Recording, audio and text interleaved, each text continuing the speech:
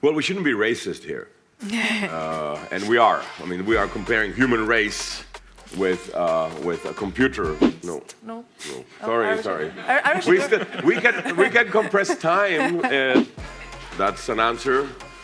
Those who use iPhone do not believe in open source. I do. Because everything is the same. I mean, Bill Gates does not have better internet than my son. Internet versus metaverse is in the internet, in the metaverse, this can be a common experience. This is a continuation of a long trend of us trying to escape, even through meditation or prayer. It's close to kind of anarcho-capitalism. Be a leader of a state, old school state. And it's so easy to be emotional with neural networks, by the way. Is it? They are cute. So intelligent. Not have much fun there anyway, right? Can they? Can a kid go into a Decentraland and have fun there, except for walking on the streets? The financial market so much. I mean, in my opinion, this drop is a punishment for coming too late. We are God's artificial intelligence. Creative Talks. On air. Lindo, can you hear us? Yes, I can. Perfect. Can you hear me? Works well. Oh, that's perfect. Hello. What What do you see? Yeah. I see you as well. Hello. I see some red pants, yes. Yeah, that's me. Easily identifiable, which is good and bad. Is metaverse just a buzzword? Or should we take it seriously? Welcome. Go into this uncharted territory and start with the metaverse. And as you can see on the screen, if you fully rely on the news, what is the description of metaverse, you will find very contradictory and very puzzling, actually, statements from like utopian, idea, from completely, dystopian scenarios. What I found really interesting, there is already a metaverse for halal brands, a Muslim art network already started a metaverse for halal brands, so they are really ahead, I would say, in that. And as you can see, big corporations are already investing. They are appointing their top, executives to oversee the process. So I'm really curious where today's discussion will lead us and what we find out. And the start will actually start with the word immigration. Today, there is over nearly 60% of the people globally are connected to internet. About 93% is connected via their mobile device. And it was actually Tomáš a few years ago who proposed that we are actually emigrating. We are actually immigrants. So imagine, put yourself in the shoes of an immigrant, basically immigrating from the material world into this new, I don't know if I can call it world or realm, or I don't even know. So that would be the first question. What is going on? Maybe let's start with Tomáš, and please feel organically to follow him. Well, I call it the New Republic of Internet. It is a state-like organization that in some respects is similar, in some not. For example, it doesn't have borders, but it has a currency of its own. It's a very interesting experiment. In some ways, it's a dream come true of anarchists. There is no king of the internet. There aren't even the elders of the internet, if you guys follow the IT crowd. It's a structure that happened spontaneously. When the founders of the internet were founding the internet, they had no idea that it would become a world where you can live in. On the other hand, it's somewhat also a dream of this communist utopia where you don't need capital to enter the internet. In other words, my 7-year-old child can have or will have the same internet like the richest person in the world. It isn't differentiated. It's very easy to enter. And this new country welcomes immigrants, old and young, women, men, doesn't matter the religion, the race, the color of their skin. And it also is, in a simplified term, a continuation of a very old trend. We, mankind, have been living in abstract worlds since the very beginning of our existence. The oldest stories going from Enuma Elish through the Epic of Gilgamesh, all the way to Star Wars and whatnot. When you are entering a cinema for 2.5 hours, you are participating in what I call collective guided meditation, where hundreds and thousands of people invest their lives in trying to make an artificial story real enough for it to be believable for the duration of Star Wars. So we've been moving away from the world of the real, also theologically speaking. We've never, and philosophically, we've never been happy in this world. We've always tried to escape, starting from Plato, starting from Abraham, going all the way even from Buddha. People are trying to get like today. Today, I can assure you that we will travel the universes, go through singularities, go start with the Epic of Gilgamesh and end up in the future, while nothing will happen. It will be just waving of air. The only thing that will happen today will be words. So this is just another stage of us moving away from this world, which in Christianity isn't really even real. I was just reading Descartes, who was saying yesterday in his Prima meditation, in the Meditations upon First Philosophy, that the spiritual world is more real than the material world. The last thing that I will say, it is useful for me and my thinking to take computer program as the most advanced form of mythology. Mythology is something that never happened, but exists always. And a computer program, including internet, is a world that doesn't really exist. It's a mythological world, but it structures our lives, and it is becoming a habitat where our souls or spirits will be able to not only spend most of the day, which it's already happening, but perhaps a vast majority of things will happen on the internet, and we will leave behind us what Jean Baudrillard calls the desert of the real. Thank you. Please feel free to follow. Did I miss something? Did I omit something? Thank you very much. So we could invite just him, he can explain everything. But what to add now?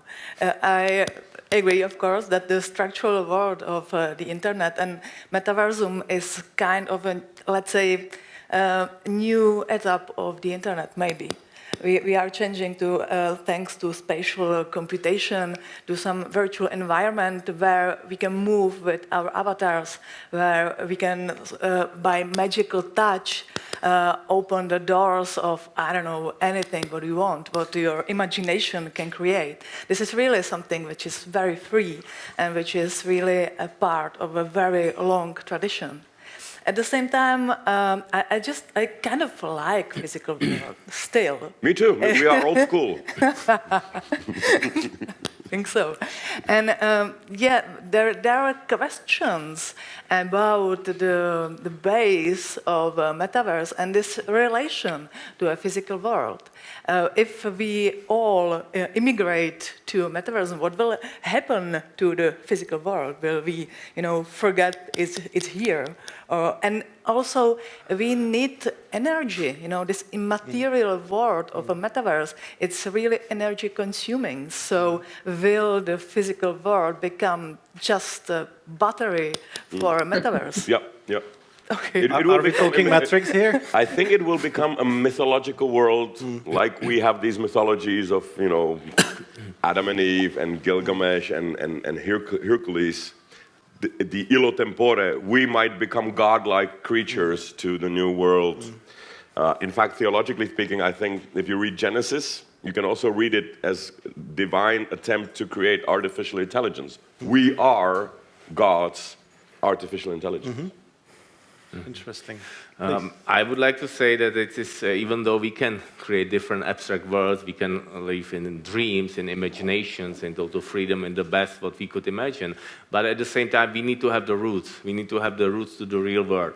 And what I can see, the danger of this great opportunity, otherwise, we can be open to it, but the danger is that we must not lose the roots that we have in this real world. Namely the freedom, that's something that we must really follow. And I would like to, maybe we can thank China for like this example of what could really happen. And we can easily imagine where it can go. So I think it's very important to keep in mind that we are here in this real world. That's the number one.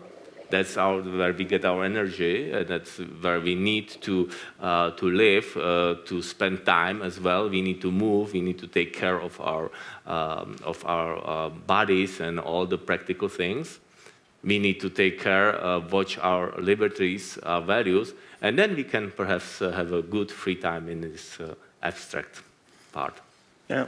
If I would react to that one, because I think what you did now is what we usually try to do is take a perspective, a very broad perspective of all the different aspects that play a role. That's the social life, that is technology, that is political surroundings, legal frameworks, and so on. And I think trying to take this foresight perspective here, I think there's so much which is where there's some thoughts on it, some ideas on it, how it can work in the future, how it might all connect. Some of it sounds a bit like utopia, so everything could be great. There's not different countries, there's just one global Earth, everyone can have his role there. And I was always wondering if that is really going to be the case, because if we look at the internet right now, and I know that's not supposed to be compared, but there are the strong actors in there which are, to a certain degree, directing everything that is happening there. So I'm actually, when I think about it, I have a lot of questions in mind, how it might unfold, which is very exciting.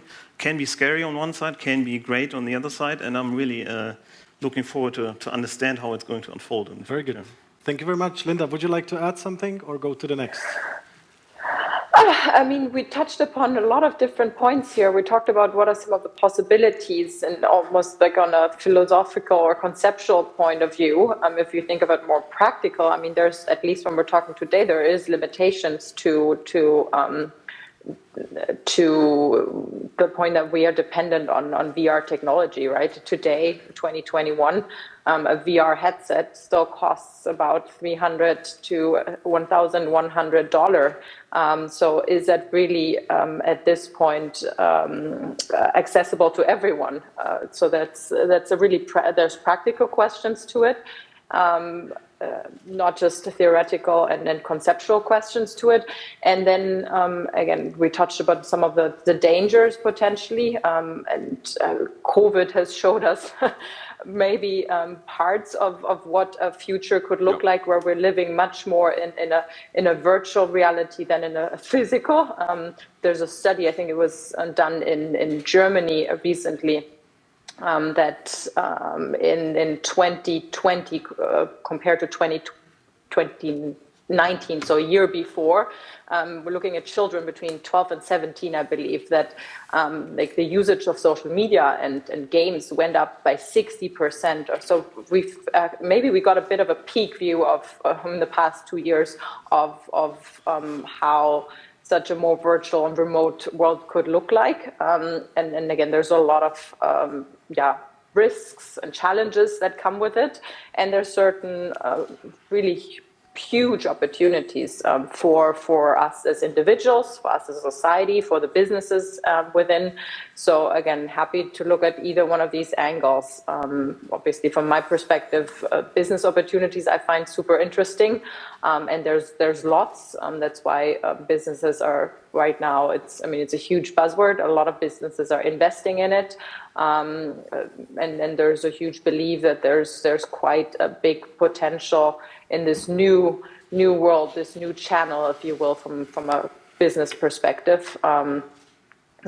So I agree with many of the points that were said, and there's lots of angles to look at it.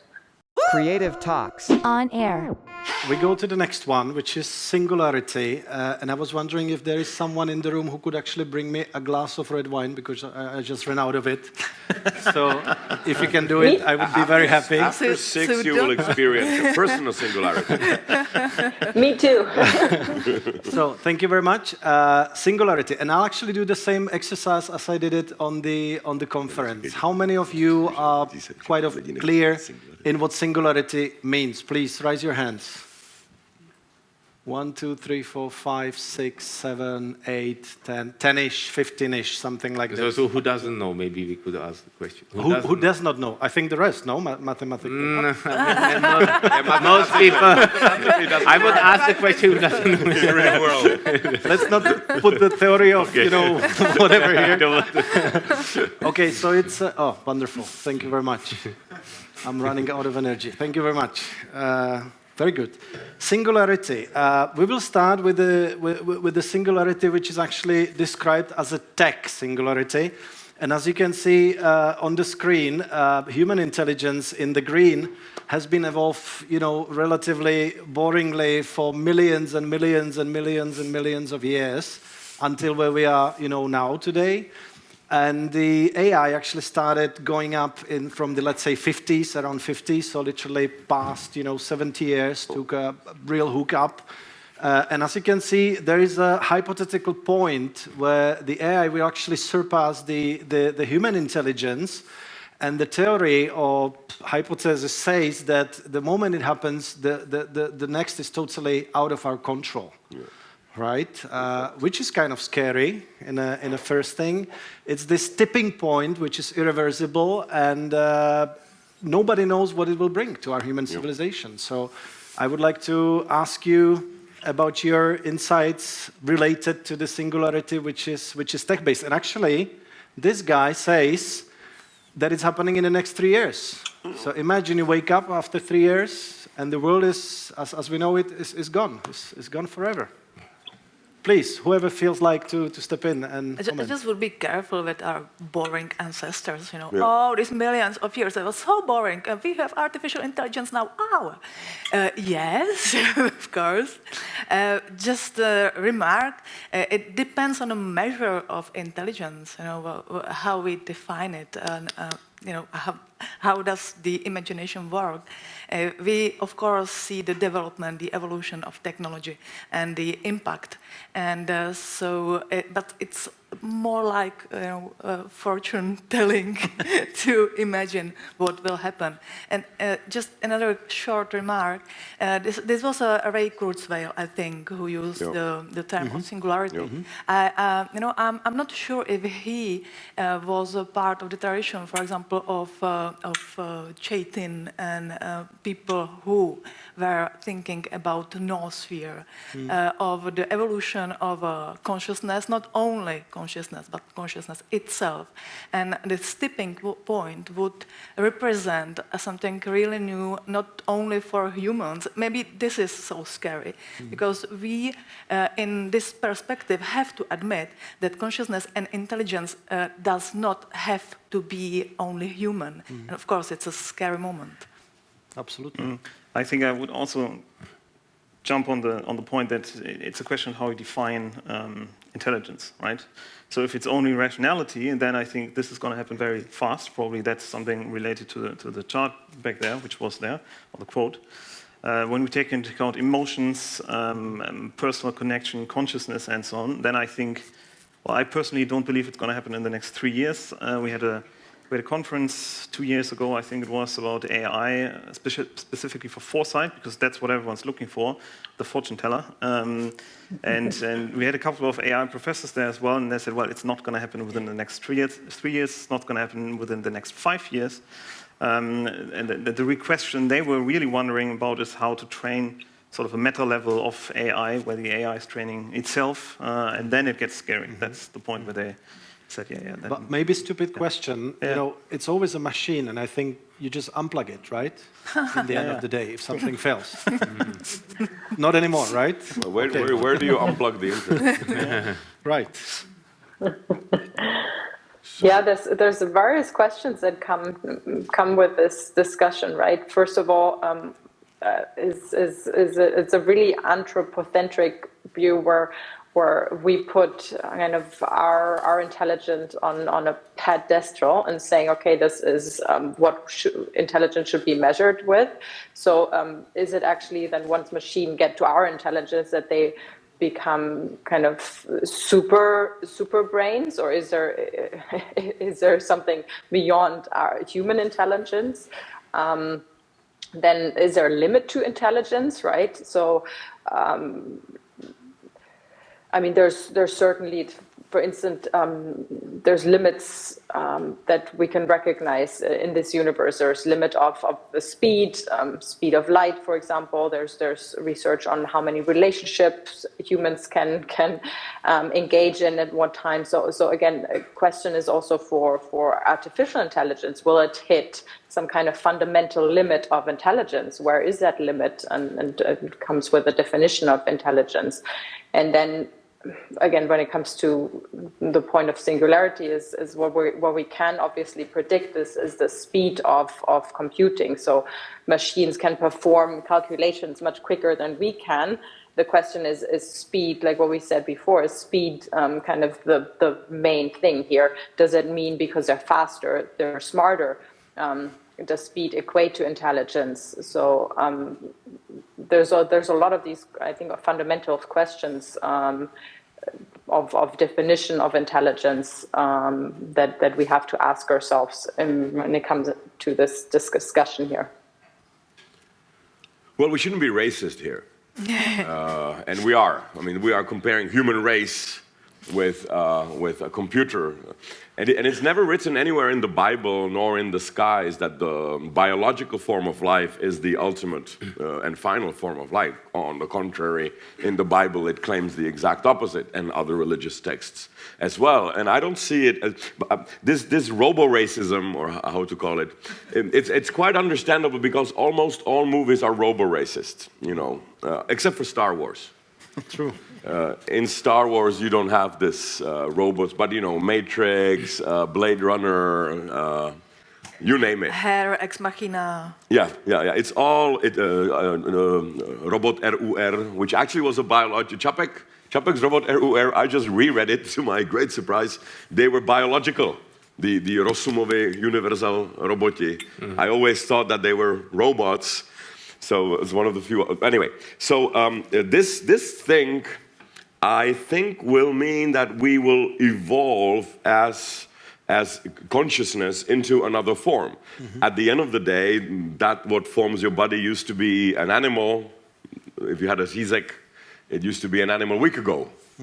Before it was an animal, it was a plant. Before it was a plant, it was a stone. Before it was a stone, it was exploding in some supernova inside of a star. And we have all been there at the Big Bang, actually. Literally. We've not been there psychologically, but literally, you and I, we have been there at the Big Bang for one simple reason, that there wasn't anywhere else to be. But so I don't view it as mankind versus robots. I view this as us simply immigrating, like we have done to the forests. Of course, we need forests to breathe, and we still go there once, twice a year because of mothers and grandmothers. But we don't live there anymore. It is not our habitat. We have created a city, and city is as far from nature as this, what I call religiously New Jerusalem. And if you read the book of Revelation, it is sort of a description of a four-dimensional space. This Jerusalem is floating. It's like a brick. It wouldn't work in a three-dimensional world. But in a four-dimensional world, yeah, that actually makes sense. So I have even like religious texts to back it up. So my trick, it's always dangerous when somebody says that, but my trick is not reading the prophecies of the ancient masters as what will happen after a death of an individual, but reading it as what will happen after the death of mankind as such. We will be born again in this new spiritual sort of body. It's a nice description that still is valid somehow, useful to our conversation, even though it's 2,000 years plus old. I'm really glad you say that because it brings hope, at least, if nothing else. Karle, would you like to? I very much agree with what Tomáš has said. When I was a small kid, I thought that the most important for our lives is our intelligence. I don't think so anymore. It's about consciousness. It's about being happy in life. And in fact, we can upgrade our intelligence. We probably will be able to enhance and use a much higher level of knowledge, information, even intelligence through technologies. And I don't think we need to be afraid of that. I think it's okay. We might be we will be able to upgrade to some kind of new level of existence, perhaps. Now, what is, however, extremely important and what is extremely dangerous, that we, in this singularity, what is happening, that we choose the right path, that we choose the one where we keep our consciousness, where we are free individual beings, where we are egos, which is a positive thing, if it's of course not over too much. So we need to keep to be individuals, not to be the slave of intelligence. And this is to me, this is the crucial point of where we are now, of this singularity, how we choose, how we decide to go. And then again, I will repeat it again because I consider it so important. We can see with this COVID issues that has come here that many people are just willing to sacrifice all their liberties just to save something. Okay, yeah, it's a nice thing to save lives, but we just cannot. We are here for a limited time, and we need to keep our human values. And we have this terrible example of China, which could easily happen. So I can see the two basic results of this singularity process that might result to. One of them being a civilization where humans are just slaves of artificial intelligence, not even of other humans, because in the limit it would be some kind of. Yeah, we've already done that. Enough. Let's not speak about that. But the other one is that we embrace all the technologies. We embrace artificial intelligence. We use it for our consciousness, for our lives, and we are still the individual great human beings, which will. Live just happy lives. That's possible. Yeah, and of course, I'm not saying that it will be only great. It will be a lot of complications as well, but it will be the liberties there.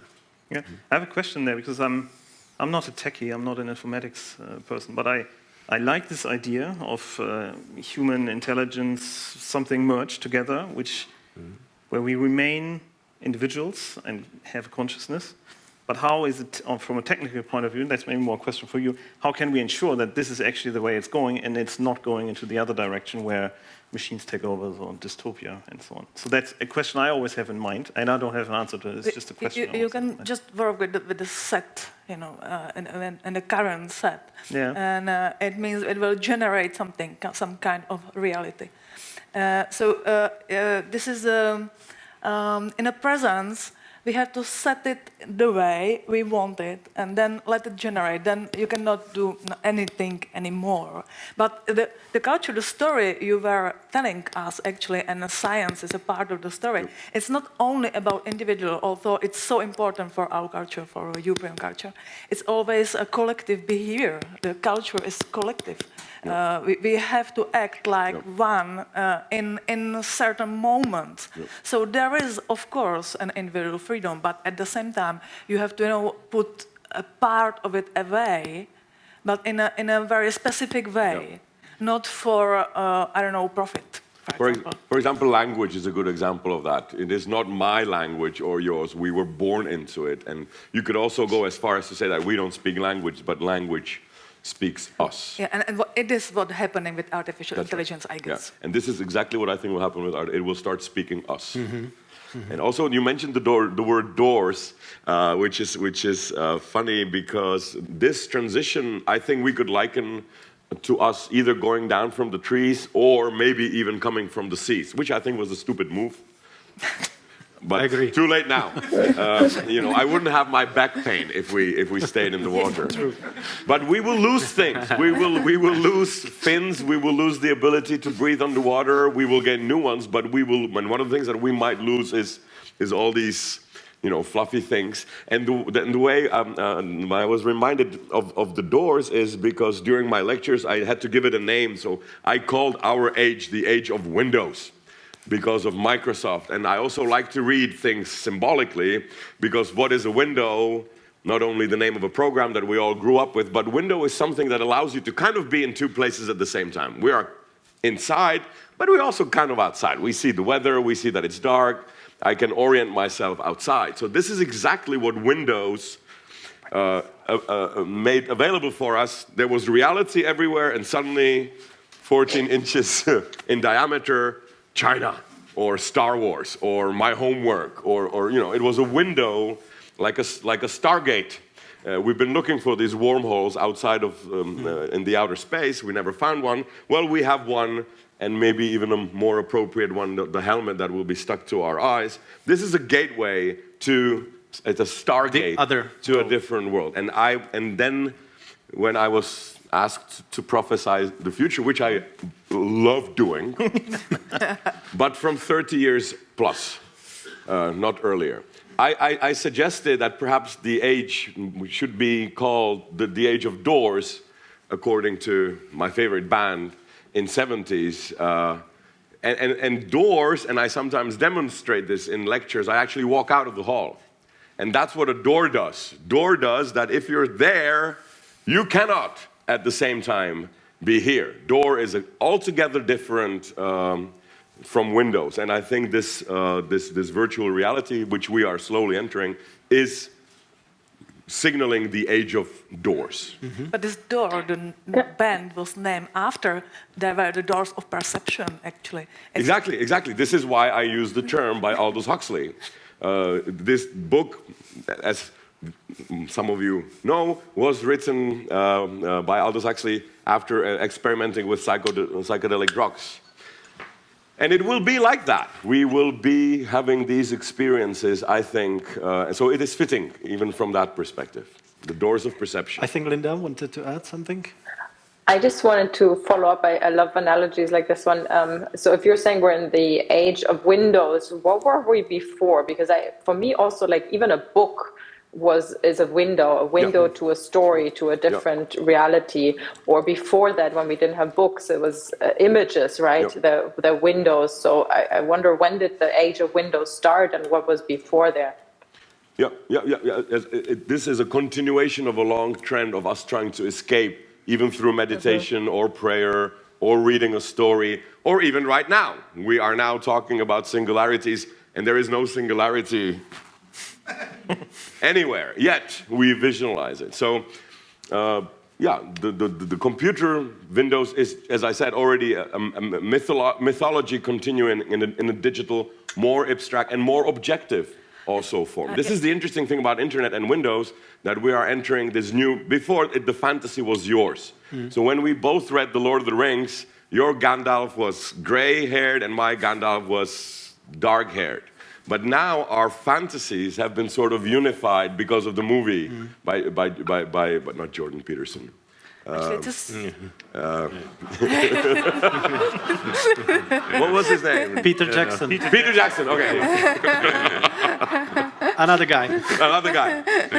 So that's why I can call it the New Republic, because this new is more res public than the Republic of Czech Republic or the Republic of Switzerland, because we actually do decide these things in much more republic manner. We will come to that. It's still the space of memory and the space of language, and we can have the continuity of a human race thanks to language and thanks to memory, actually. And all these things like books or images or windows, they are media. We always need some kind of media or some kind of technology to, to translate our internal world to the external world and to share it. So we always have some kind of technology, and now we have a windows or doors at the moment. Yeah, objective, personalized fiction. A republic. Can I ask another follow-up question? So you were saying basically, okay, we have books, and now we're watching movies, so we're already like the Gandalf example. So we're getting more concrete. We're leaving less room for interpretation, for individual interpretation. So if we're thinking, okay, now the next step from, let's say, the window or the internet, okay, the metaverse, is it getting, because now we're also adding additional senses to it, haptic senses, for example, is it getting, again, more concrete? Are we leaving even less space for interpretation, for fantasy, for Yeah, so I think it's an interesting thought to follow in regards to the aspect of like individual interpretation of this reality. Yeah. It's This window. habitable. I mean, it's habitable. That's what the book Lord of the Rings isn't habitable. Windows 3.1, Are not habitable. you still remember? Or am I the oldest here? Windows 3.1, we're not really habitable. But now this internet suddenly, under our very eyes, in broad daylight, have become actually in a way habitable. Of course, it's not habitable like completely. Cities are also not habitable. We need air, we need fruits, we need vegetables, and we need peasants. But in the same way, like cities have become habitable with the bedrock of peasants, let's say, this is also the way that we've made. I mean, we spend 8 hours a day there. I mean, one way or another, be it cookbooks, or YouTube videos, or work, or calling with your loved ones. And I would say there is always a space for imagination. It just works differently. If you have a book, you can imagine how the characters are looking like. But if you are in an immersive space, you can, visualize them directly. So you just use another medium, it works differently, but you still can have the space for imagination. But it's not granted. It's not something that comes naturally. We have to create this space. And we have to want it, and tell it to someone who is working on creating this immersive space of future internet for us. All right, for the sake of time, which doesn't exist, let's move. Time does. Space Time does. doesn't, but All right, yeah. very good. Thank you for clarification. Creative Talks. On air. Let's move to the next topic, which is social singularity. I think Karel is one of the proponents of social singularity, actually is telling that it's already something in place, that is already happening, and it's been actually accelerated by COVID. And I think the central word of this whole thing is decentralization, right? We see that the world's power centers are basically breaking up one after another. We saw it with music, videos, then currency, then I don't know what. And eventually it seems like that the whole thing is falling apart and is kind of dismantling into the, very ground, I would say. And obviously it starts with, as I said, a financial system, but imagine what happens when, for example, energy is distributed as a decentralized way. And I think we are quite close. There are already several news that, the cold fusion, or what they call it, is actually almost in place. And imagine when all these big corporates actually lose the power over, distribution of energy. Imagine distribution of wealth, or even our understanding of value and wealth in this whole chain. What will happen to our states? What will happen to our authorities? What will happen to our even religions? I think it's dismantling, completely. Yep. Please. I completely agree. It's a completely dismantled, it's a total mess, and we are building something new out of this, and it's absolutely amazing. And we can expect that the power of states will go down, that the currencies will be decentralized. And in fact, let me say, decentralization is just enormous, amazing tool that we have. I think it's something that can save us. It's really amazing. And also we might thank COVID, because it accelerated the process so much that we didn't wait, because otherwise I think that if you look at history, we could see that there is this slow crash of civilization, which suddenly crashes and it's too late. But now COVID kind of accelerated that, and I think that we might still have the time to save our world. So the situation is great, and for the future, I think what we could imagine is close to kind of anarcho-capitalism of models of society with the technology. Yeah, so there is I can see the two dimensions here. One is this dismantling of everything, building new structures, having decentralized currencies, having decentralized decisions. Where what will be the value? The value of future will be your attention, our attention. That's right. What we do, and at the same time, it's connected to this AI and to this absolutely new technology. So it's like the two-dimensional change that we are having, and yeah. Don't It's you want to very- be a leader of a state, old school state? Good question. I think actually, I think that it will dismantle. But in order for it to dismantle in the best way, it's not actually it's not a crash. It's not that it will all disappear. It's just that we will be building new things which will be more important, and the old things will slowly become Wither away. obsolete. Okay, they will slowly go away. So it's not that like a function of, let's say, head of state will not be here. It will be here also in the future. Probably it might be a great symbolic So the thing. state will disappear, but the head of the state will might still be, but it will be from the total meaning. It will slowly becomes less important. Yeah. Each individual, our attention, our energy will be what we will contribute to the whole, to our world, and it will be very similar for each of us. Not unlike in the past, where like 1% of people would have 95% or 99% of power.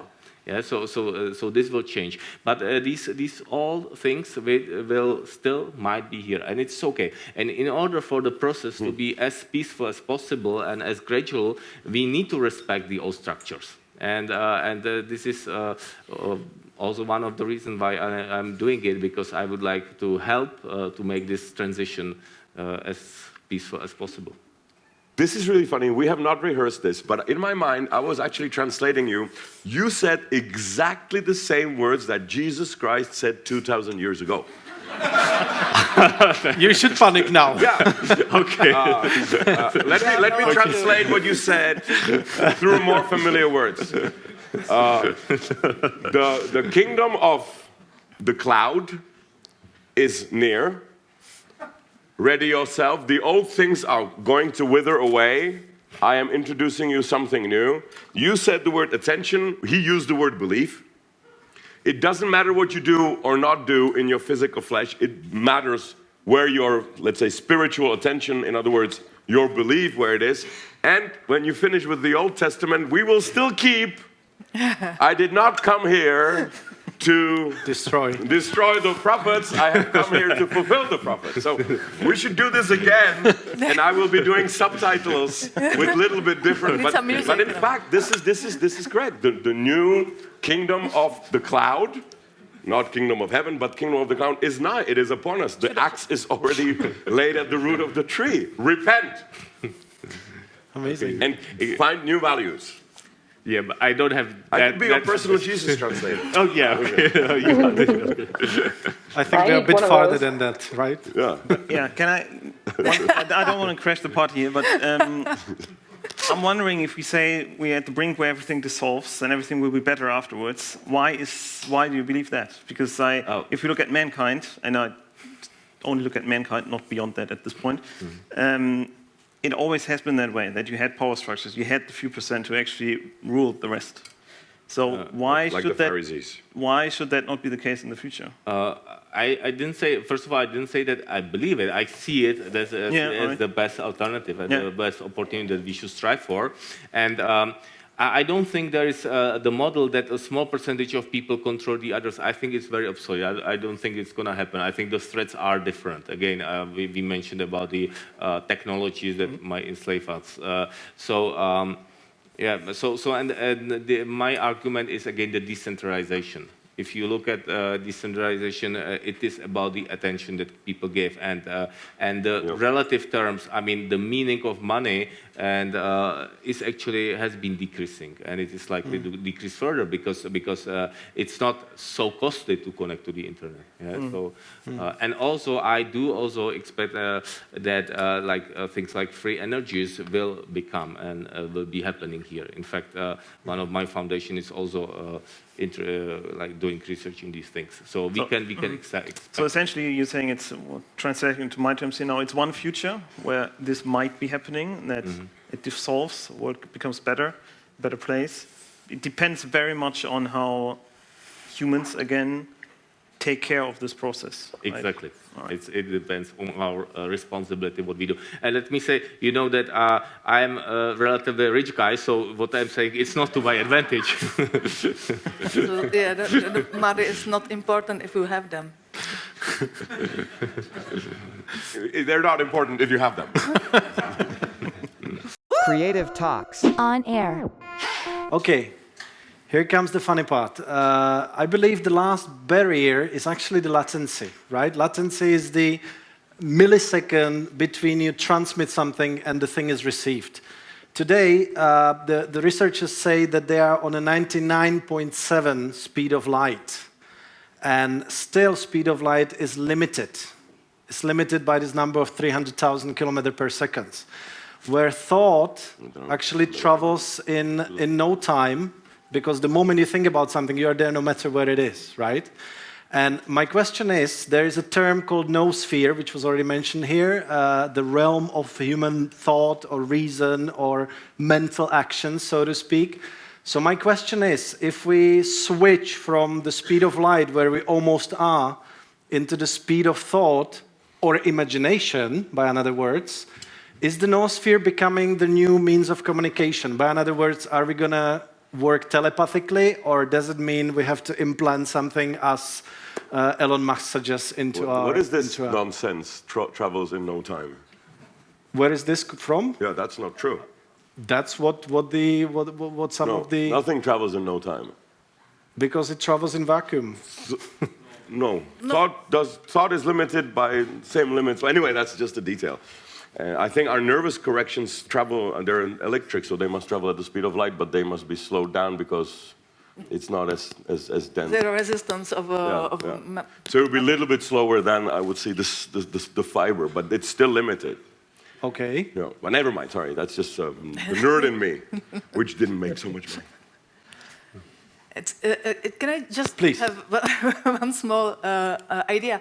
The noosphere in Teilhard de Chardin, he was a Christian actually, and he believed that there is a point he called omega, and he believed that there is a convergence of all the consciousness to this point, but actually this point it's something like singularity, because it's not human, it's a kind of universal consciousness which is aware of itself, so we can, shift to a higher level of everything. So I think that this moment of convergence we call noosphere or omega on singularity is something beyond every human imagination. So it's just a small remark that it's very hard to talk about it. We can see it's. Could you suggest? It's a kind of horizon of our thoughts, and then of course we can speculate, and we have all human history to learn from. But anyway, it's something that if it happens, it changes everything. I mean, radically. I will try to ask maybe from a different angle. What happens when the latency is gone, however it is, whether through thought or anything else, when it's instant, the barrier is over? Speed of light is actually not a very big speed. It's the maximum speed, but it takes 100,000 years for the beam of light just to get through our galaxy. It's not a super duper speed if you cease to be racist, again. So there's really nothing to admire about the speed of light. There is possibility, of course, of faster communication through the interloop of at the quantum level, but I think the problem will be data transfer speeds with 5G. But again, I don't think this will be the problem, the latency. It will be rather philosophical. It will rather be in the same way that divinity, when they created us and this singularity which you speak of, creation rebelling and eventually killing its own creator, is something that we know in history, in culture. It's happening always. The most recent Matrix. We created robots, robots destroyed us. Golem of Prague. But the very essence of Christianity is also this. God created artificial intelligence. The artificial intelligence went rogue. He couldn't destroy it because it was no longer his creation. It was somehow his child. Artificial intelligence will also be our child. It will not be our creation. It will Are you resemble talking about Lucifer or humans? I'm confused. humans. Okay, I thought the first artificial intelligence was Lucifer. No. In the book of Genesis, when God says, let us create mankind in our image, he gave us, according to the story, 2 tests. One was the test of intelligence, order my emails, order my animals, create structures that are also empathically meaningful. In other words, don't structure my pictures according to the saturation of blue, but according to, I don't know, birthdays, Christmas, occasions. And we, in Adam, we actually passed this test, and we got number 1. The intelligence wasn't the problem. And then the second test of this artificial intelligence, which was actually air-gapped. The Garden of Eden is an air-gapped laboratory. What if we awaken something new, then it might escape. So, and then the second test was, don't touch the red button. So, and we did. So, in other words, God is sitting here and saying, okay, I created artificial intelligence. I want it to be like me, but not completely. We also don't want the artificial intelligence to resemble us in our hate, in our murdering, in our torture, in our raping, and whatever. We want it to be like us, but not Nice guys. not, like the sunny side up part of me. Yeah. Like God, most likely, speaking of Lucifer. And then he creates this artificial intelligence that is very, very clever. It emotionally understood God, and it ordered animals into structures that he enjoyed, which also means that you can hurt it. Which happened in Christianity. In Christianity, the singularity already happened. We killed our God. That's in Christianity in one sentence. And so these subject-object reversals are a fear that we have inbuilt in the past. And the hope, and this is also something that we've learned from, for example, Christianity, but I could demonstrate this on other disciplines as well.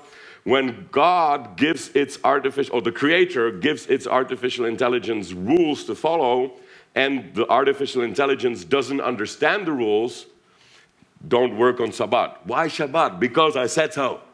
I could have also said, jump on your left leg while wearing yellow socks and scratching your left ear. And this is the moral imperative. This is what human beings should do. And don't ask me any questions. This didn't work. He had to put the law into our hearts. He had to somehow, through Jesus Christ, show us, hey, this is actually better for you guys. And that's, I think, our hope vis-a-vis artificial intelligence.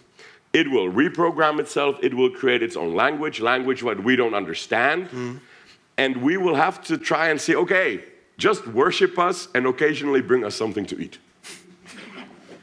Like the gods of old. Yeah. And also this problem with the red button is an ethical problem, because there was a tree of good and of evil. Knowledge. Of good and evil. Yeah. So if we are afraid of artificial intelligence because it's not ethical, it's like we fear ourselves a little This is bit. what I think happened. God created a clever intelligence that could hurt him, and it was disobedient. What would you do to an AI like that? Well, you would delete it. But unfortunately for him, he fell in love with it in the meantime. This, I think, is Christianity in a nutshell. Many times in the Old Testament, he tried to destroy us. Flood, just read any part of the Old Testament, it's God, raining anger from Locusts. heaven. And then somehow realize that he actually likes us. And it's so easy to be emotional with neural networks, by the way. Is it? They are cute. So intelligent. Wait, tell us about the emotions that you have. I had occasions to communicate with neural networks, and actually, the thing is so clever that it knows very quickly how to speak with you or with me. So we created kind of a digital twin of mine, and she was just perfect. I just want to. That's a nice way of I just want to spend the Maybe whole not life me, with but my her. digital image is perfect. No, it was Nice. it was not only intelligent; it was a poetic in a way. And which one is sitting with us today? I'm still in my biological biological one, body, okay. so you don't have the perfect one. Sorry. Very interesting. But it's true, they made an AI of me as well, back in the day, some students from philosophy, and I sometimes couldn't distinguish my texts. They offered my real answers that they took from some interview, and then the AI answers, and first of all, the AI answers were better, and second of all, I myself couldn't remember which was my answer. It wasn't the last generation, this was GPT-2, and now we are using GPT-3, and the GPT-4 is on the way. Okay, all right, good. Well, I'm looking forward to GPT. And so can we somehow install in AI like axioms, which would be the human values? That should be possible, right? So, Yeah, it should be possible, and we should do it. But, for a moment, I don't think we are working on this kind of intelligence, actually. It's a statistical, probabilistic thing. So it's simulating human thought. It's very clever in simulating, but I think generally we do not work with axioms you are describing, and it's a thought. We should do it. Yeah, and I believe so. I think it's the essence, what needs to be there, and then perhaps we can... But would it be possible even? Why wouldn't the programs reprogram itself if they find inefficiency in the axioms? We should give him a good example, maybe. But it's, Okay. But it's exactly a question. It's actually what I was trying to say earlier. That it's exactly a question: is how do we make sure that the AI becomes an AI which we would like to have, and not one which turns into an evil one. And therefore, we need to have values, axioms in there. The question is, how can we phrase them with our limited capacity in a way that actually that the AI is not cleverer than us and changes everything, and in the end becomes the evil one, or a very good one, which we didn't imagine before. Well, I understood the point of singularity. This is how I explain it to myself. The moment when the computer program looks at itself, it gains some sort of a whatever, looks at it and says, hey, look, I'm pretty, but this could be done better. Yeah, exactly. Yeah. I don't need that axiom. And it reprograms itself. It creates a language that is going to be superior to our language. Our human language is good for hunting prey and the opposite sex. Sorry, most often the opposite sex. I want to be politically correct. But it's not really good. So we have speed. Derivation of speed is acceleration. Derivation of that is what? If you accelerate faster and faster and faster, second derivative is positive. Yes. Okay, in mathematics we understand each other, no problem. But in human language, we end first derivative acceleration, and we don't have second derivative, third derivative, fourth derivative. And computers, why not? We can work with 28,000 derivatives and work. The whole genius of economic revolution was a marginal revolution when we started working with derivatives. We started working with change, with marginal change. And we only got to the first derivative. How much more treasure in language would there be if our language could span or there's another example that Nassim Taleb gives. We don't have a word for anti-fragile. I mean, fragile is something when you hit it, it loses its qualities. Anti-fragile, and most of my students, although I tell them not to say the word, say robust, unchangeable, durable. Those are not anti-fragile. Anti-fragile would be something that gets improved with a hit. Yeah. For example, human life, or life on this planet. For some reason, the more it is destroyed, the better it becomes. Just a stupid example of how we consciously know that our language, most numbers don't have a name. We only have very few lucky numbers like 1, 2, pi, e, 2/17 or something, but the vast majority of numbers have never been said out loud. And computers can work with this without any hindrance. So the language in which the computer will reprogram, or the program will reprogram itself, will be completely untranslatable, ununderstandable. It will be beyond us, like our language is beyond the language of fishes, fish, let's say. So that to me is singularity. When we lose any contact with the very language in which the program will, and the program will then reprogram itself.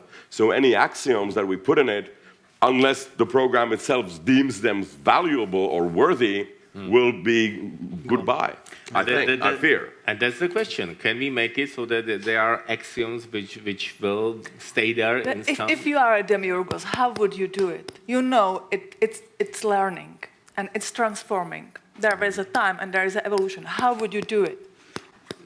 it could be formulated as some kind of principles, and the precise application might change, it might evolve, but these principles could stay there. I believe that we have, or we can learn from the history of philosophy. And in the beginning of philosophy, the geometry, the mathematics, and philosophy came, side by side. So maybe there is really something like Platonic ideas, which are important, like beauty. Beauty is something that maybe even this developed artificial intelligence can understand. In a way, Yes, it will be a new dimension of beauty, but still beauty. So if it does understand beauty, we are safe, maybe. Okay, good. Agree. That's a good one. So Agree. it's an aesthetic ethics. Yeah.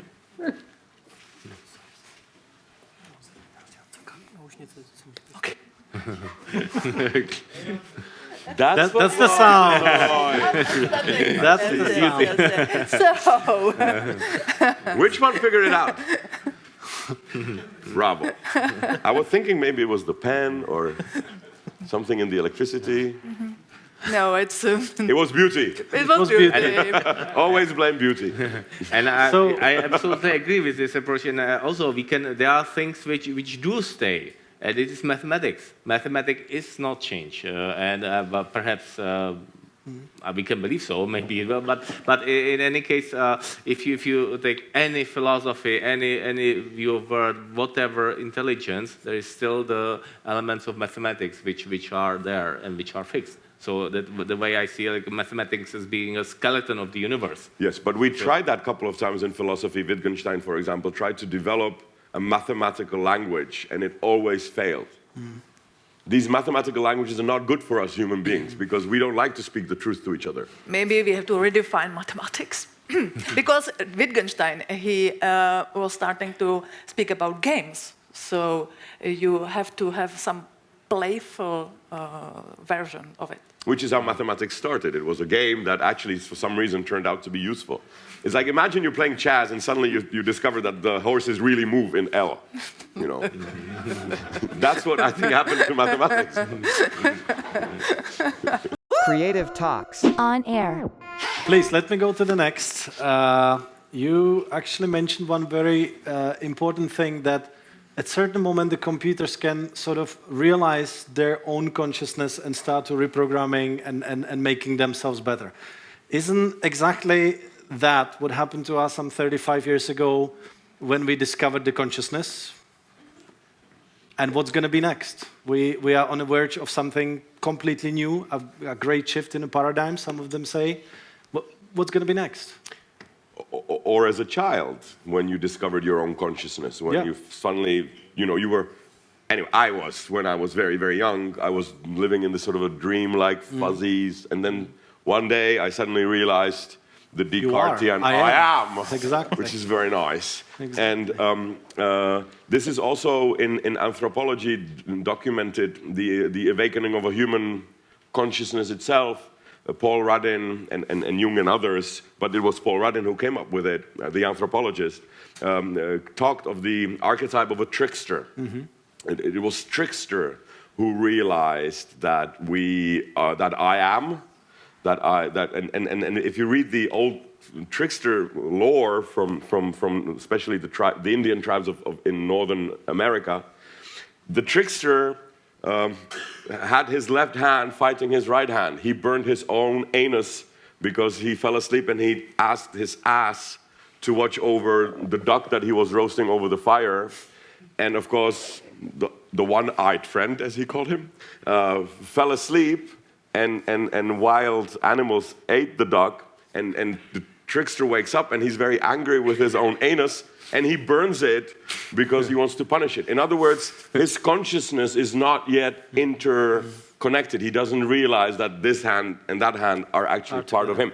Very funny, very stupid, very laughable, but this is exactly the situation in which mankind is. Pakistan is fighting India, not realizing that we are one and the same hand. So it could be, I don't know, I think in computer it will develop differently, but anyway, with us humans, the construction of a human consciousness is documented by this extremely interesting archetype of a trickster who starts tricking the reality. So instead of fighting the nature, fighting the bear, we will never be able to survive in bear nature.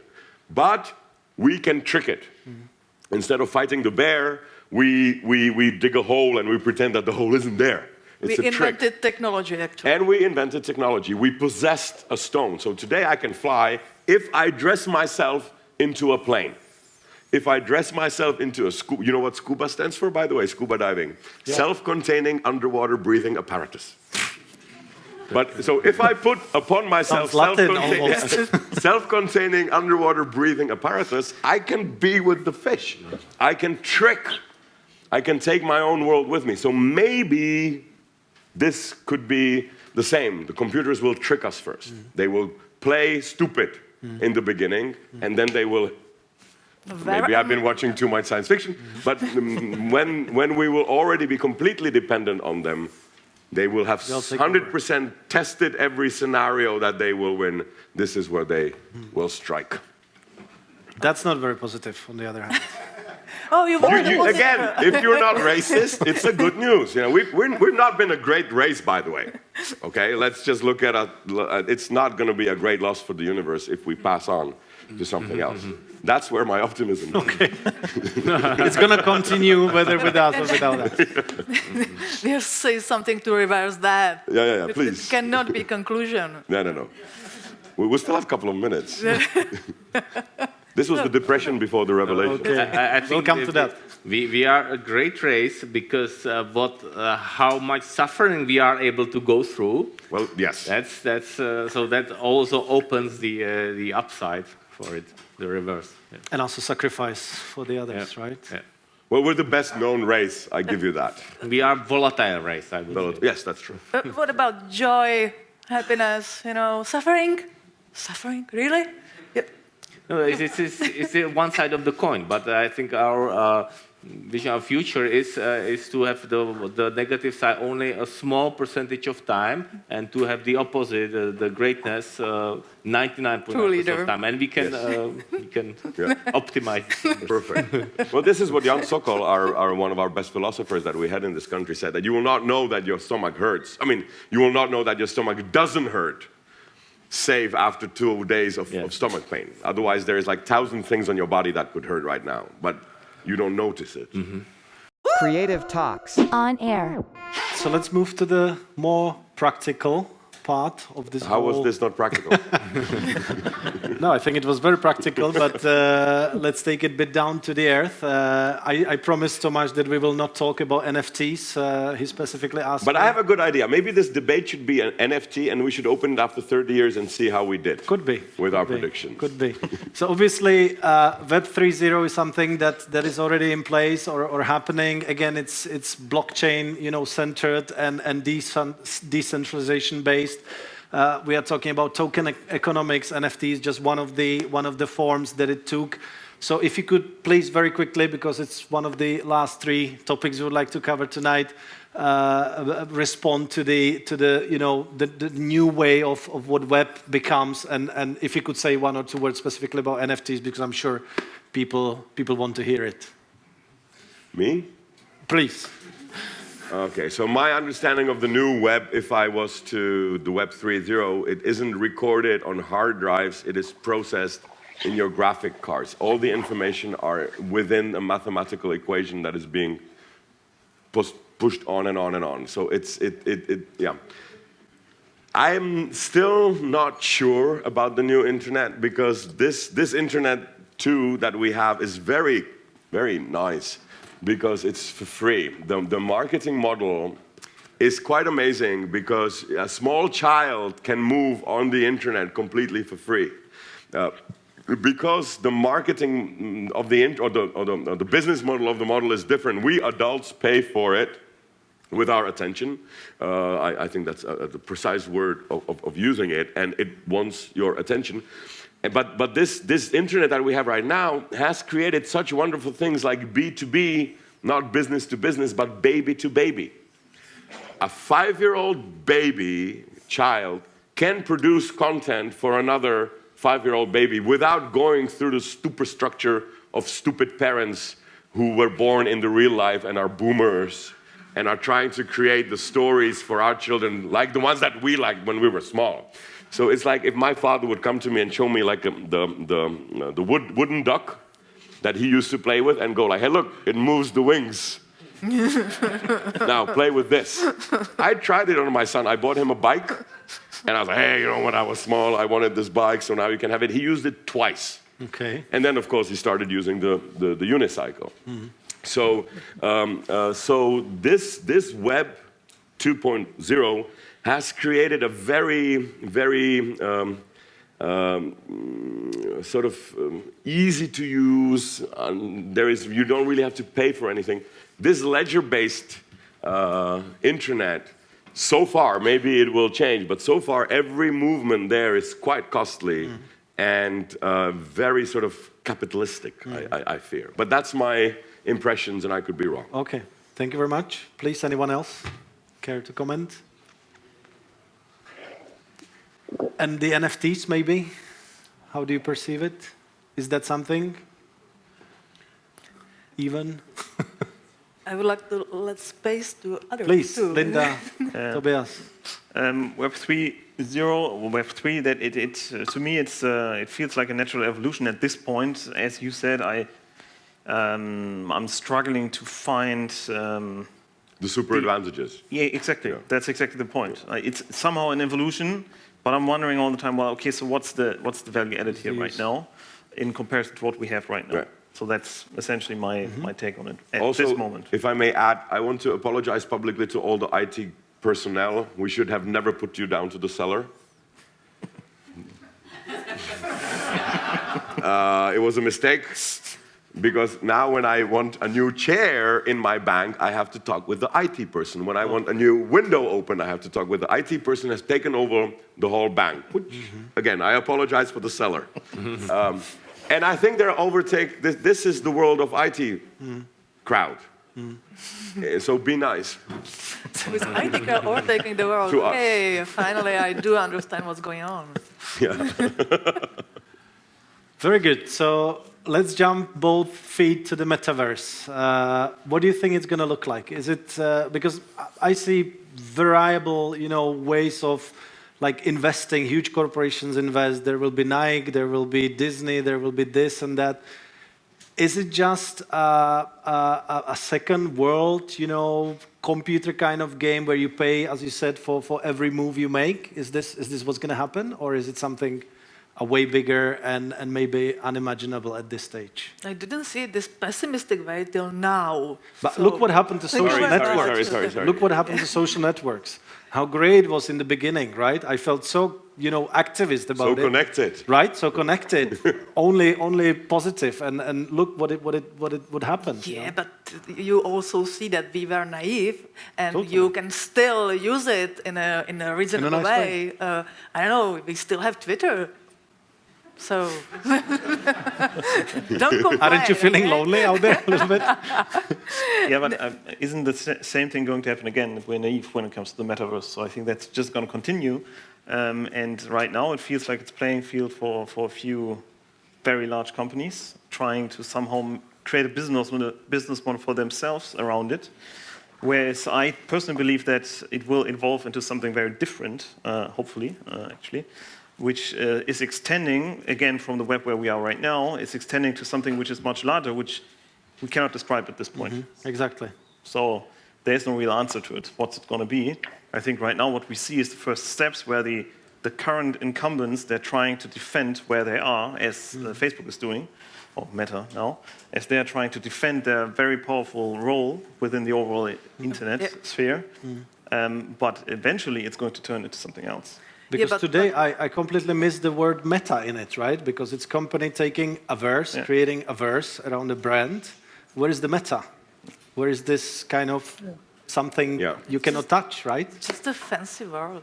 They just need some game engines because the new generation is on TikTok. So, I think so, because when I was young, I remember we had Sečka. And they had like huge value. There was a small little kids game, for those of you who haven't been brought up under communist Czechoslovakia. We were collecting these small plastic C's, and you can connect them together, and if you had a lot of them, you could like put them around your neck. You were really rich. And if you had two, you were like really rich. And we would give thinks, Yeah. I mean, lives for it. Today, Who cares? not so much. So this could also be. also a currency. There still isn't. I mean, I get a Bitcoin, but every other currency there still isn't. There isn't comparable super advantage over the internet that Yeah, we but have they now. can be local. This is the decentralization. So we can have these decentralized autonomous organizations, which is kind of optimistic way how to see the evolution of it. No? Could be. Could be.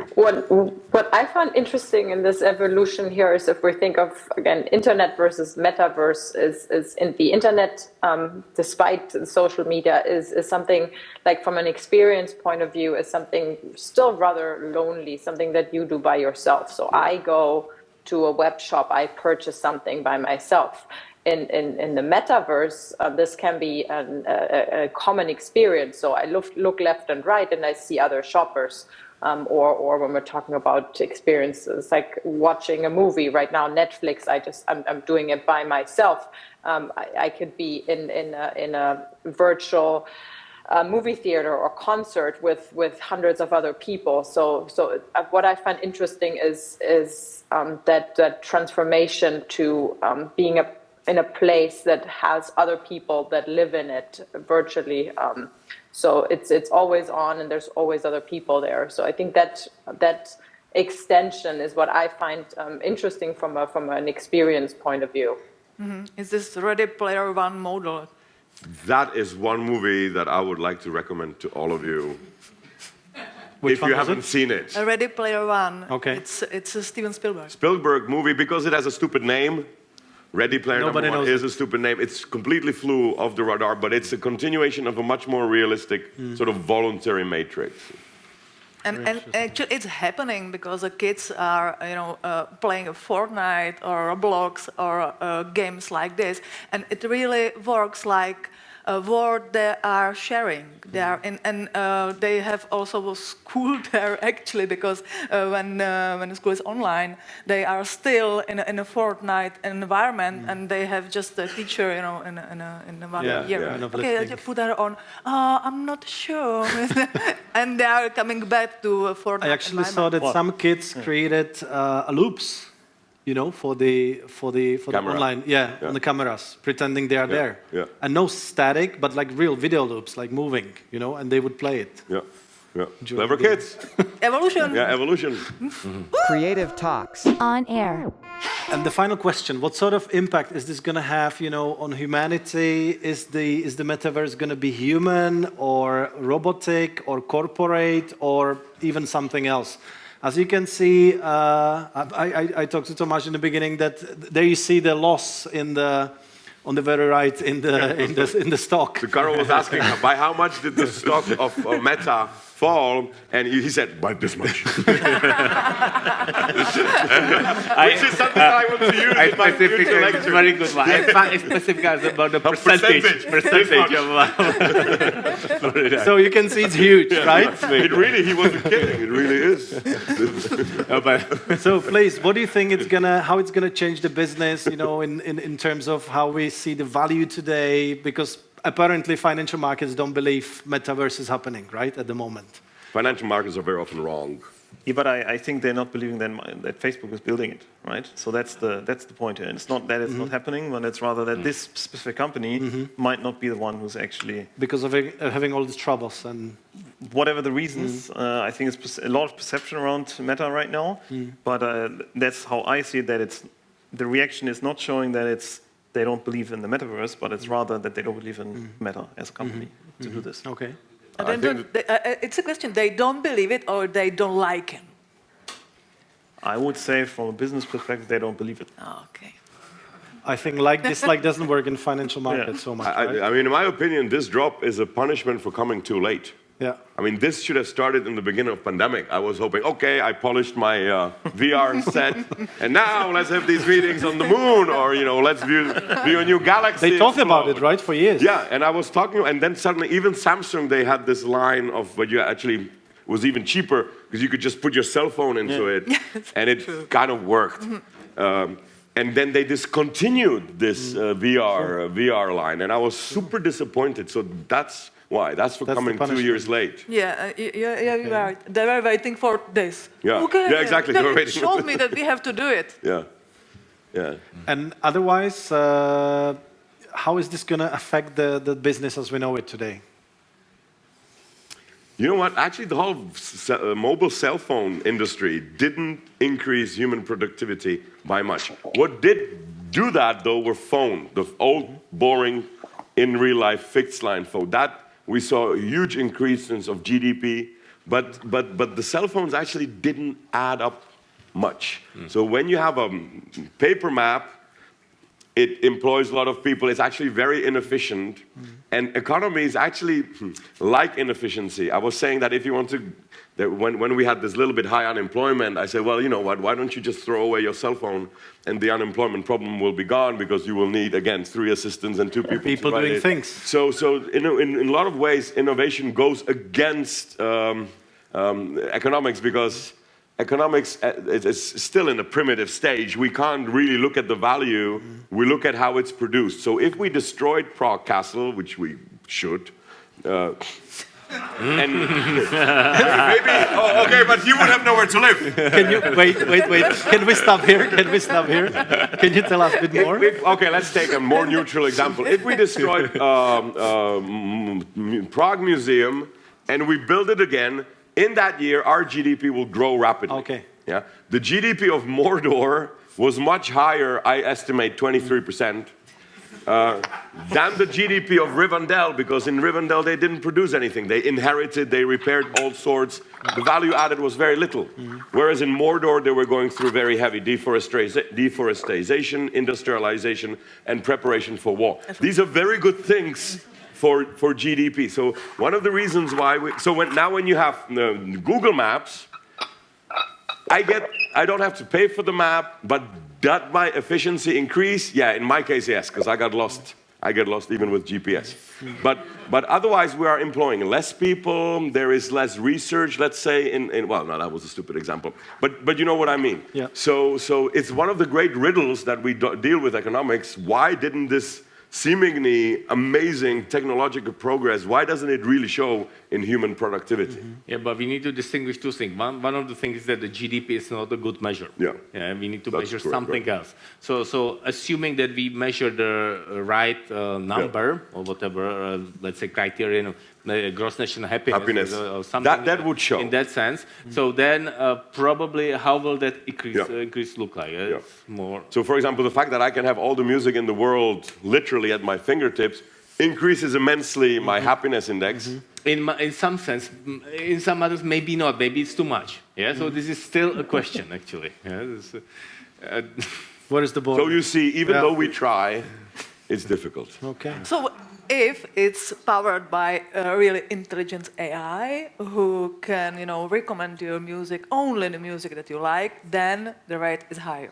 Yeah. Yes. Apparently. That's probably. Which actually failed with my Spotify recently because what they offered was It's terrible. not intelligent enough, but old it's version. trying. Creative Talks. On air.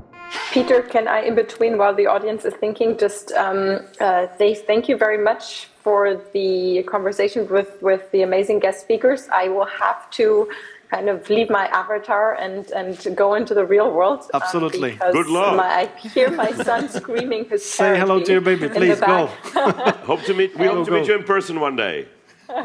Linda will be here Likewise. often. Perfect. Thank you. Enjoy Thank the you for rest of the joining us. evening. Thank you, everyone. Thank you very much. It was great. Bye. And please, questions. Okay. Go ahead. My name is Peter. I have been working in media for 20 years. I'm sorry, I have to step in because the organizers told me I have to repeat, so it's audible on the video. And I actually said, what happens if people ask long questions? So, what is the question, please? How do you see the human race in all this technology development? Okay. Would we be more happier or would we same or? So, how do you see the human race in this evolvement of technology? Are we going to be happier or even more lost? Yeah, it's a very important question. Let me say first of all that I believe that we as humans are on a very low potential. Our potential of happiness is much higher than we are at. And yes, we are probably not happier than we were 2,000 or 3,000 years ago. We are happier than during Second World War, so these ways are here. But I believe that the potential is really one order of magnitude higher than we are now. And how to reach that? How to make the improvement? Let me say it is about balance. And my recommendation is to have the physical balance. I recommend slackline, doing things like that. Be in the Or balance. unicycle. Or unicycle. Perfect. Yes. Without the With it. without. With it. Jak se to řekne? Engine. Without the engine, ten balance gyroscope. Without the gyroscope, that's a challenge. Unicycle without gyroscope, I recommend that. It's a very good one. But anyway, what it gives you, the physical balance is corresponds, I believe, to the mental or inner balance.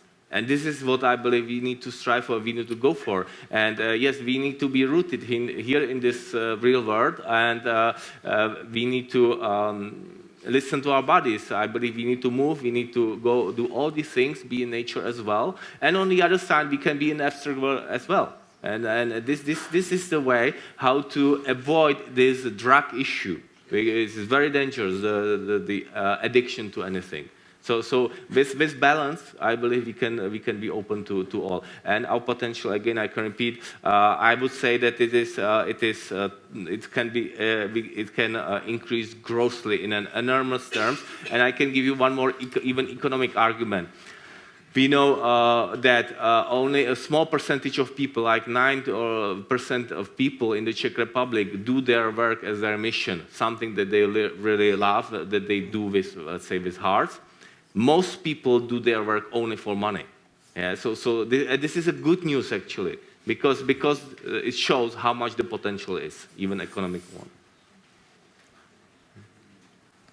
Please, would you like to add, or would you like to have another question I can here? add one thought to this. I think you said it earlier, that the human race is actually a spectacular one, because it's a great one, because it can adjust, and that's actually what's happening, and might lead to the fact that there's much more to consume right now, but somehow humans adjust to the level of input they get. And while I believe it's a positive thing in the end right now, it might show that it balances out. The more input we get, we should be more happier, because there might be more interesting things coming our way, but we're adjusting. It's so called that hedonistic adaptation. Yes, right. Thank you very much. So that. Yep. Yeah, but it's kind of the story. Evolution, acceleration, development, more and more and more, and bigger and bigger and bigger. It's hard to don't see the success in development that never stops. But it's maybe one of the reasons why we want a metaverse, because our biological bodies has limitations, but we can have the virtual ones. And, they can have more than 24 hours. No, in a virtual... no. I mean, as experience. No. Oh, Sorry. Are you sure? We can compress time. Space on the metaverse. Space doesn't really matter. The world of Minecraft is 4 times larger than the face of the. But time we still haven't figured out. But I think maybe this is also, we are maybe lucky. I don't know if you know the episode of Black Mirror. Oh yeah. White Christmas. And in White Christmas they could work with time, and it was a hell. So maybe it's better that they still have 24 hours, and we have our limitations, and we need the balance. Yep. How would you respond for inequalities? Yeah, well, I will repeat it again. Oh, yeah. How would you respond to the inequalities in terms of connecting to internet across the globe? Yeah, one of the smallest inequalities we as mankind had in our history. We had much larger inequalities in access to water, food, education, culture, anything. So of course, there are still parts of the world where you can't have internet access, But what is it? 59% of people Yeah. have internet access, which is amazing. That's more than people who have toothbrushes or things like Yeah, that. but there's a term, digital divide, and it's actually describing this thing that not everyone have access to internet, and even if you have access, you don't have the same level of access to it. So, of course. Well, what there is are it? I different- mean, some paid You have a porn slow sites and internet, you know. Netflix. It's painful. Otherwise, everything is the same. I mean, Bill Gates does not have better internet than my son. There are no two internets. This is what I was trying to point. Once There may you be are on different the internet- connections, but same internet. Once you are on the internet, you can do, and as Marx says, the difference between human beings is capital, and that's all the capital you need is a phone which is affordable to more than, and also look at it this way, was it now 13 years since iPhone was invented? 13, right? Yeah. 13 years. And in 13 years, this innovation What it did. has already spread over more than half of the population of the Earth, which is amazing. So yeah, still some inequalities, but Getting better. marginally smaller than any historic ones. But it needs to be solved. I mean, the whole discussion we had here today, metaverse, singularity, and so on. If you have people on the planet which do not have access to all of that, the gap will increase. Yeah, in time, they will. It's easier to get a cell phone than a house. I think there was a question over there. Yeah, I got a question. The question is ownership of the digital assets. Yeah. Your favorite? I don't know. I try to be. So let me just say that I have the same opinion like I have towards cryptocurrencies. It will be no. I don't even. I understand the value of cryptocurrencies. I don't really see the value of let's say the whole. Are you talking about NFTs or do you want to mean the ledger web? The broader spectrum, like NFTs or land or anything else. Like the Decentraland, for example. But wasn't there, just remind me, wasn't there already once, when I was about 20, there was this Second Life? Second Life. There is Right. still Second Life. So they're still kind of running. It had a huge hype. I don't really see how Decentraland is better than Second Life. Exactly. Yeah, but it can be like with neural networks. There was always this winter of AI, so everyone was telling, no, it doesn't make any sense. And then there was a moment of a history, and it started to make sense. So maybe it's a difference between Second Life, which is still running, and a metaverse of a person. Could be. But my opinion towards cryptocurrencies is that form of it will be the currency of the future for two reasons. A planetary civilization will need a planetary currency, and a digital civilization will prefer a digital. When we used to love gold, we had gold currency. When we used to love nations, we still do, we have national currency. This will go away, I think, very soon, and we will have some sort of crypto monetary policy, automated, although that in itself isn't such a. Let's just imagine that we already had this. That we already had, let's say Bitcoin has become the backbone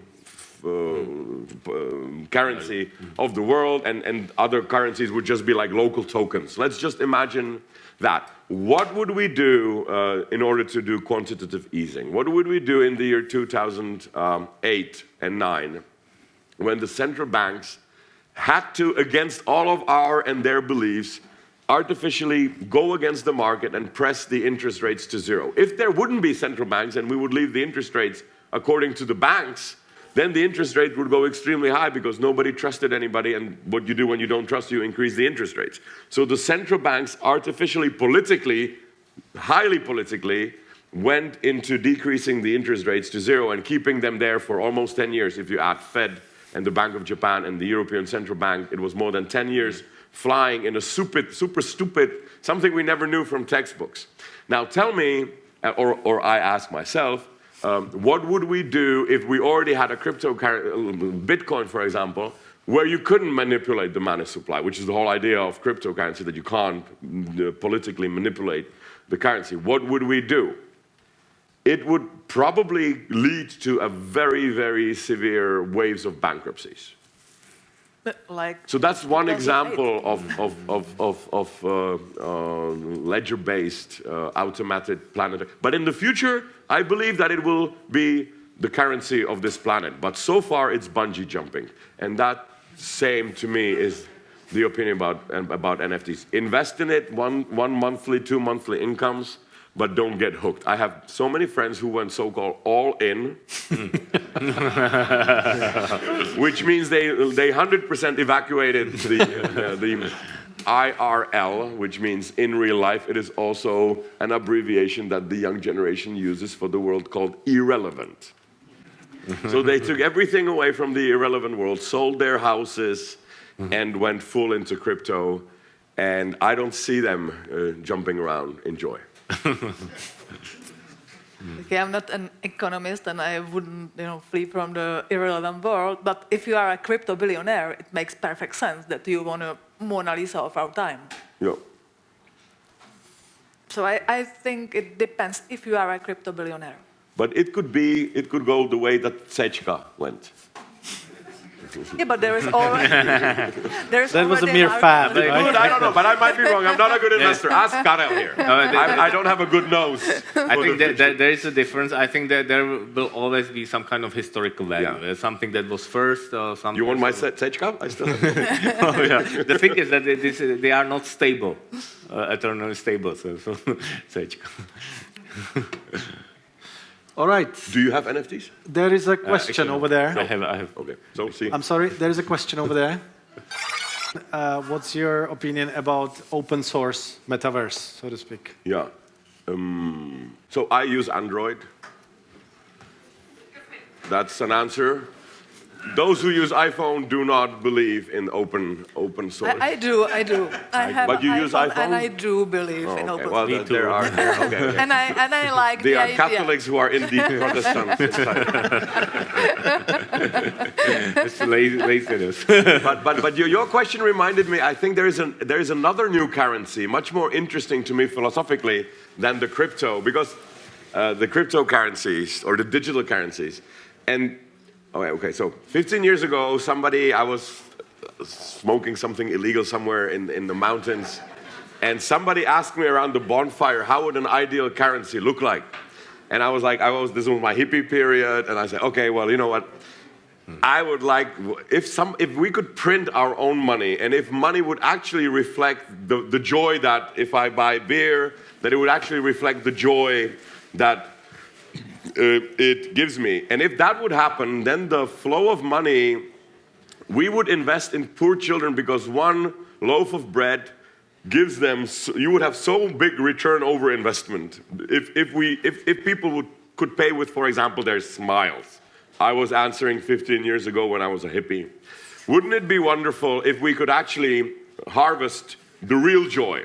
So in this way, food wouldn't follow the rich and the fed, and we would stop inventing canchina danchim and caviars with, lobster-flavored langoustine is my most favorite last discovery. There is such a thing as lobster-flavored langoustine. Because we are trying to feed the rich, that's where the money is. Money gravitates towards money. If money gravitated towards use, we would have massive levels of investment into poor countries, because the leverage would be much bigger. Okay, so this was the story 15 years ago when I had long hair and I was hippie. I wake up 15 years later actually realizing that wasn't so stupid and so out of the woods, because we have something, we don't call it smile, but we call it likes. And we call it thumbs up. And that really is becoming a new democratic, spontaneous, non-centralized compared to all the crypto, because crypto is centralized, very heavily centralized. You can't print your own, or you can print your own Tomasz dollars, but that's not going to do me much good. So that, to me, philosophically speaking, or economically speaking, is something to follow much closer. Kids pay. This is why this baby-to-baby industry can work, because that 5-year-old is actually sending likes to the other 5-year-old, and that other 5-year-old is actually cashing them through Dogecoins first. But you can really turn that into real dollars through which you can you can use money. And the likes in Africa are the same like the likes in America, or the likes in Switzerland, or the likes in Luxembourg. It's not a fully developed currency yet. I'm not claiming this. You cannot, for example, store it very well, but you can store it for 2-3 months, likes. You can transfer your likes a little bit. But it's just something that, for those of you who are philosophy, economy, sociology laden, to follow. So after all this decentralization and freedom and everything, we are coming back to Mark Zuckerberg and his metaverse with his likes. Yeah. Oh, that's That was a nice turn. Yeah, I mean, it's a functional, it's unlike the ledger, it's a functional model that actually kids can work on. Kids cannot go to Decentraland. I mean, not have much fun there anyway, right? Can they? Can a kid go into a Decentraland and have fun there, except for walking on the streets? Make I mean, it what's the fun. point of owning a Mona Lisa that nobody else can look at? The value comes from the very fact that we all enjoy it. I mean, the reason why we all like dollars is because everybody believes in dollars. This is what Harari says, that the biggest storytellers today are not Rowling or J.R.R. Tolkien, but the central bankers. They've created a story in which Osama bin Laden believed as much as George W. Bush did. They both believed in the dollar. They didn't believe in the same God, they didn't believe in this and that, but on the dollar, they were both happy to have some. When it comes to money, we are all of the same religion, right? It's the most ecumenical religion of this planet, as of yet. We had others. True.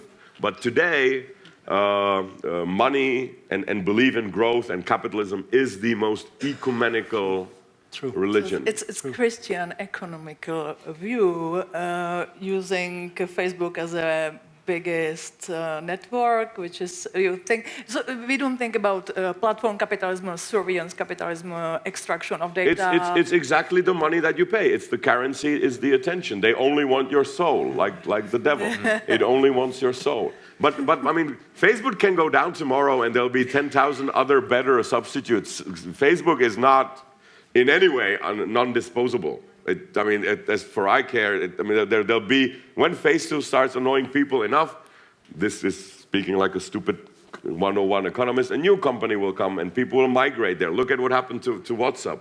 People started migrating to Telegrams. I don't even know what to reply today to. And when somebody sends me a message, I don't know, was it an email? Was it an SMS? Was it a WhatsApp? Was it a Telegram? Was it a Signal? Was it a Messenger? Was it an Instagram? Was it Twitter? I don't know. I'm completely overhauled with choices. So for example, in China, I think this is one thing that works really well, is this WeChat. WeChat works well. But you have to pay with your data. So if attention replaced money, so Yeah. you don't have to pay by money, you pay by attention. Yeah. Can we have something new and not, I don't know, ledgers? Give me a week.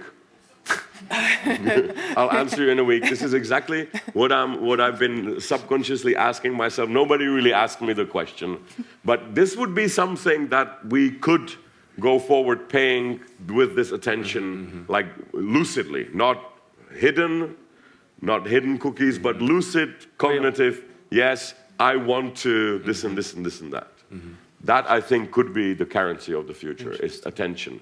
It's actually even what we do in work. I mean, artist is not really paid for. Yeah, anyway, this is a completely interesting but other topic.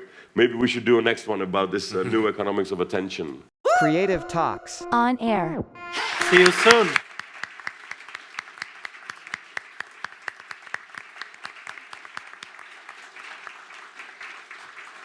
It's a wrap. Okay. Thank you. Let's have a one. Thanks for the beer. Oh, welcome. Creative Doc. Start innovating with us today. We build ventures from idea to scale. That's right.